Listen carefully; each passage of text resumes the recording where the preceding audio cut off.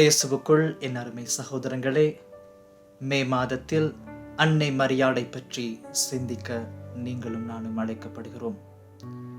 இந்த நாளில் அன்னை மரியாள் கற்பில் சிறந்த அன்னை என்று சொல்லக்கூடிய அன்னை மரியாளுக்கு கொடுக்கப்பட்டிருக்கக்கூடிய அந்த பட்டத்தை நாங்கள் தியானிக்க இருக்கிறோம். கற்பில் சிறந்த அன்னை என்று சொல்லும் பொழுது வெறுமனே உடல் ரீதியாக மாத்திரமல்ல, அன்னை மரியாள் தன்னுடைய முழு உள்ளத்திலும் முழு ஆன்மாவிலும் ஆண்டவருக்காக தன்னை முழுமையாக ஒப்பு கொடுத்தார் என்பதை தான் அது பொருள்படுகிறது. ஆகவே கற்பு என்று சொல்லும் பொழுது நாங்கள் வெறுமனே உடல் ரீதியான கற்பை மாத்திரம் நாங்கள் இங்கு எடுத்து கூறுவது கிடையாது. ஆகவே அன்னை மரியாள் உடலிலும் அதே போல முழு உள்ளத்திலும் முழு ஆன்மாவிலும் கடவுளுக்காக தன்னை ஆம் ஆண்டவரே என்று சொல்லி ஒப்பு கொடுத்தார்.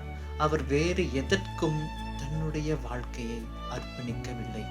இதுதான் முழுமையான அர்ப்பணம். இந்த முழுமையான அர்ப்பணம் தான் உண்மையான கற்பு. ஆகவே எங்களுடைய வாழ்க்கையில் நாங்கள் முழுமையான அர்ப்பணம் உள்ளவர்களாக வாழ்ந்து கொண்டிருக்கிறோமா? எங்களுடைய வாழ்க்கையை சற்று திரும்பி பார்ப்போம், சிந்தித்து பார்ப்போம். எத்தனை தடவைகளில் நாங்கள் கடவுளுக்கு கொடுக்க வேண்டிய அந்த பாகத்தை, கடவுளுக்கு கொடுக்க வேண்டிய முன்னுரிமையை எங்கள் வாழ்க்கையில் கொடுக்காமல், கடவுளுக்கு ஆம் என்று சொல்லாமல், இந்த உலக காரியங்களில், உலக போக்கான காரியங்களுக்கு ஆம் என்று சொல்லி எங்களது கற்பை நாங்கள் அசுத்தப்படுத்திய சந்தர்ப்பங்கள் எத்தனை?